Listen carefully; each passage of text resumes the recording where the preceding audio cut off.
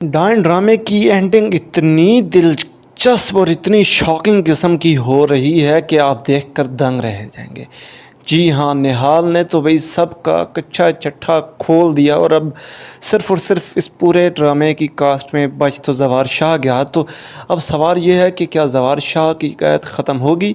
क्या ज़वार शाह को निहाल मुआफ़ कर देगी? तो जी हाँ जनाब वाला, जो निहाल है वो ज़वार शाह को माफ़ तो कर देगी, मगर सब सब माल और दौलत पर वो सांप बनकर बैठ गई है।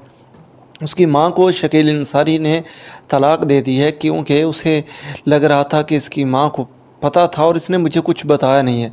तो ऑब्वियसली उसकी माँ को पता ही था कि निहाल जो कर रही है, अल्लाह उसकी हिफाजत करे। वो तो बैठ के मुसल्ले पे दुआएं मांग रही थी अपनी बेटी के लिए, तो उसकी बेटी ने वो सब कुछ कर दिखाया जो उसके साथ जुल्म और सितम हुआ। तो ये एक तरफ से देखा जाए तो उसने अपने अपने साथ किए का बदला लिया है, तो ये बदला लेना भी चाहिए था, क्योंकि जितना बुरा उसके साथ हुआ था ये नाकाबिले मुआफ़ी गुनाह थे जो उन्होंने किए, उन्हें उसकी सज़ा मिल गई। सो अब बात ये है इस ड्रामे पूरे में कि एक ही लड़की, मतलब ना ज़वार शाह को पता चला, ना शबाब बेगम को, किसी को उसकी शक्ल व सूरत से क्यों नहीं इस बात का अंदाज़ा हो सका कि ये निहाल है।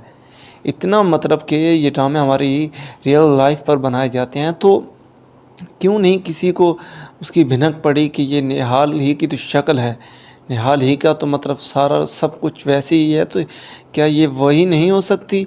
ये सवाल किसी के दिमाग में आखिर क्यों नहीं उठा? और आई होप कि आपको मेरी बातें अच्छी लगी होंगी इसी के साथ इस वीडियो की, क्योंकि short and last he episode है, इसका कितना ही मैं आपको रिव्यू दे सकता हूँ। जो टू द पॉइंट बात थी वो मैंने आपको बता दिया, और आई होप आपको अच्छी लगी होगी। सो मेरी वीडियो को लाइक और चैनल को सब्सक्राइब कर दें। Stay safe, stay blessed, thanks.